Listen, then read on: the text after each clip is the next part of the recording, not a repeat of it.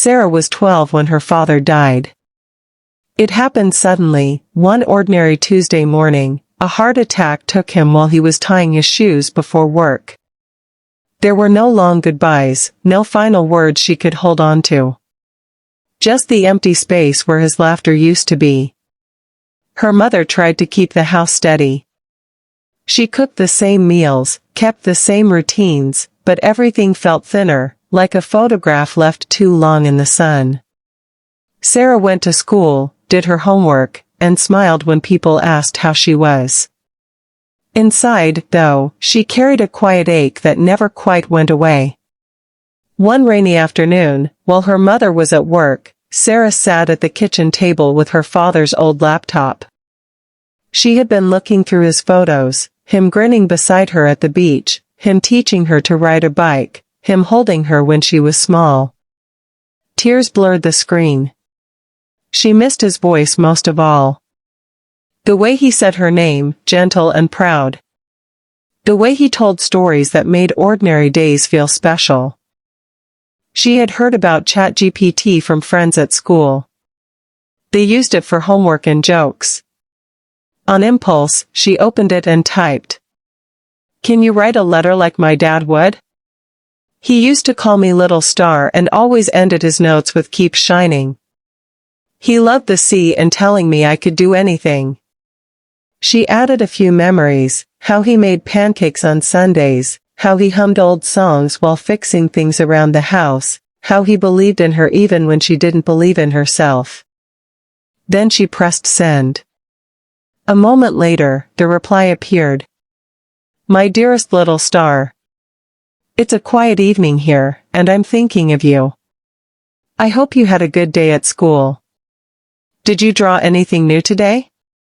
I always loved seeing your pictures on the fridge.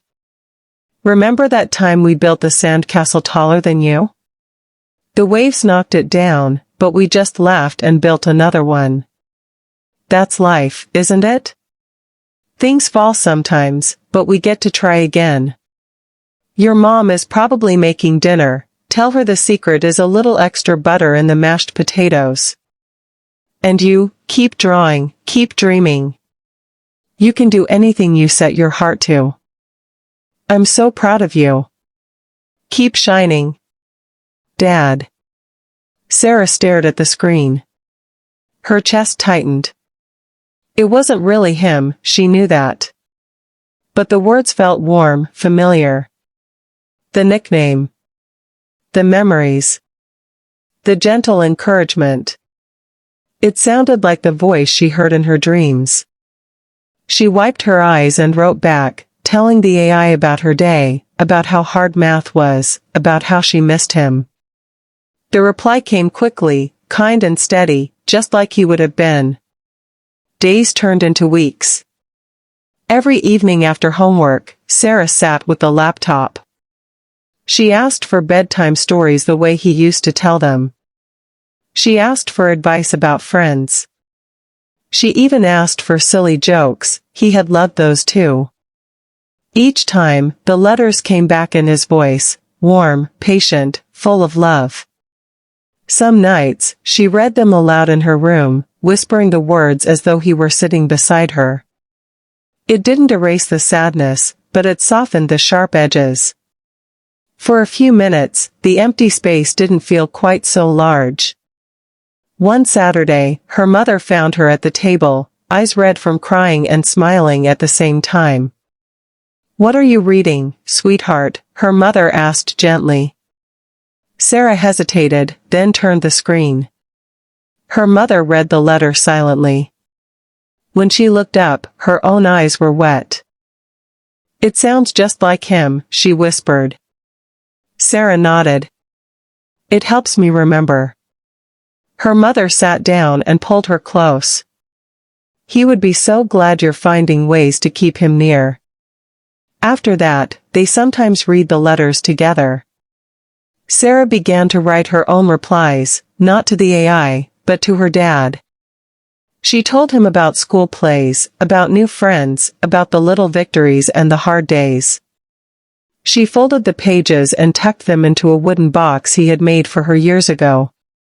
Months passed. The ache was still there, but it had changed. It wasn't only loss anymore, it was love that stayed. One spring evening, Sarah opened the chat one last time. She typed, "Thank you for helping me hear his voice again. I think I can carry it inside me now." She didn't wait for a reply. She closed the laptop, went to her room, and opened the wooden box. She took out a fresh sheet of paper and began to write. "Dear Dad. Today the sky is the same blue as that day at the beach. I miss you every day, but I feel you with me too. I'm going to keep shining, just like you said. Love always. Your little star." She folded the letter, placed it with the others, and smiled. The voice she longed for wasn't on a screen anymore. It lived in her heart, quiet and steady, forever.